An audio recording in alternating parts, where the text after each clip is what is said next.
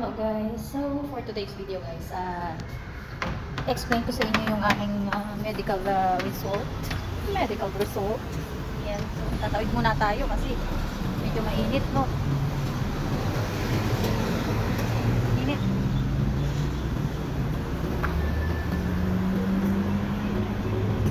Alam niyo, pagkatapos ko magpa-check up, ako lagi kamado.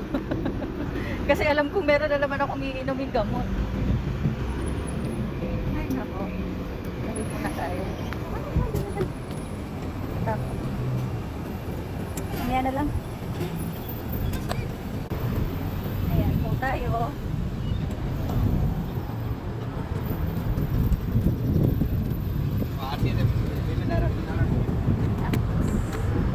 Stop ulit.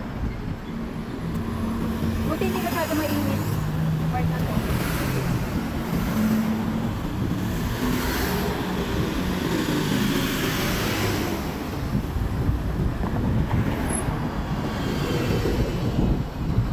Nakatamad kasi sila ng payong.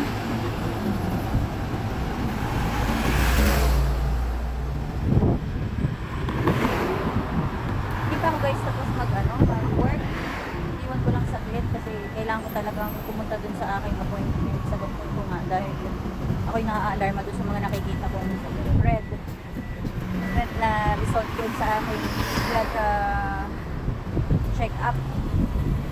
Diba? Tandaan nyo na nag-fasting ako tapos kinunan ako ng dugo, so ngayon kailangan ko siyang bigyang pansin. Okay.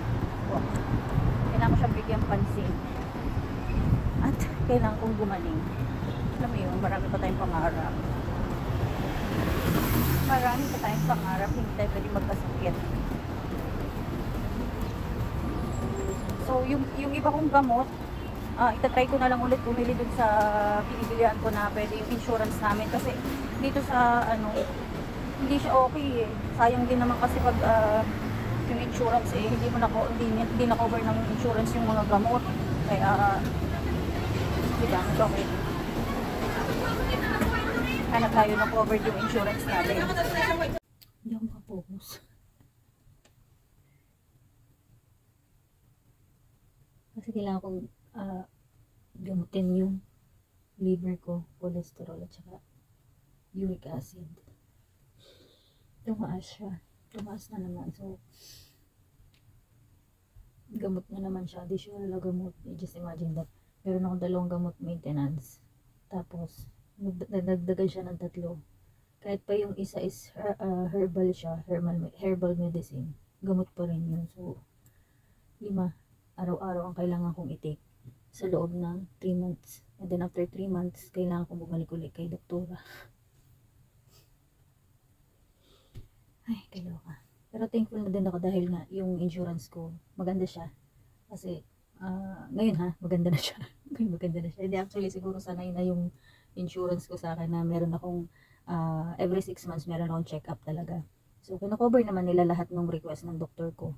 Tapos, yung sa gamot nga, ito na 3, mahal kasi siya, kaya iaano ko siya dun sa butika na mako-cover yung medicine ko kasi para syempre makamura din So, ganun pala yun. Pagka follow-up check-up, yung ko lang napansin, yung pag naka ka pala sa insurance at follow-up check-up, wala ka na palang babayaran. Kasi nung first akong nagpa-check up, kailan ba yun? Nung 25, nung una ako nagpa-check up, 25, nagbayad ako ng 35, parang ganun. Wala na agad sa isip. Meron siyang kasamang blood test nga. So, yun. Nung pagdating sa akin kahapon, nung result nung blood test ko, pumunta ako ngayon. Tapos, wala na siyang babayaran. Wala na akong binayaran kanina. Kaso, ang doon, ang daming gamot. So, yun yung kailangan kong maghanap ng butika na pwede akong makatipid, na pwedeng ma-cover ng insurance namin yung gamot ko para tipid. Malaking bagay din kasi yung may insurance ka. Health insurance na yung company mo, no? Sagot ng company mo. Kasi, syempre, dito kasi sa ibang bansa, hindi mo masabi, di ba, na baka mamaya bigla ka magkasakit. Kasi dito sa ibang bansa, trabaho ka na lang ng trabaho eh. So, may mga instances talaga na minsan bibigay yung katawan mo or dahil hindi normal yung kumbaga daily routine mo na dahil trabaho lang ng trabaho, wala ka nang pakailam kung ano ah, yung health mo is parang alam mo yun, nagsasuffer na lang ng hindi mo namamalayan. Like for example, yung sa akin, sa sitwasyon ko kasi, yung oras ng asawa ko, late na siya dumadating. So, syempre, parang paggalang na rin sa kanya, iintayin ko siya. Tapos, sabay kami kakain. So, yun pala yung mali. Kasi, syempre, kumakain ako sa umaga ng breakfast, tapos nagla-lunch din ako sa office. So, pagdating ko, syempre, medyo gutom, kakain ako. Konti lang, very, very late lang. Tapos, pagdating ng alas 3, na dating ng asawa ko, kakain ulit ako na unhealthy. Unhealthy. Sabi ng doktor ako, pwede naman daw akong kumain. Kaso, syempre, yung mga ano lang, mga light. Mga light lang, mga siguro mga biscuit, mga ganun, tinapay. Pero hindi na rin ako pwedeng magkape. Yan. Inano niya na, pwede pa naman ako magkape, pero sa loob ng isang linggo, siguro twice or thrice na lang. Kaya medyo nalulungkot ako. So, ayun nga, hindi healthy yung daily routine ng pagkain ko. Yung pagkain ko talagang parang, alam niyo, parang wala siya sa oras. So, yun pala yung hindi maganda.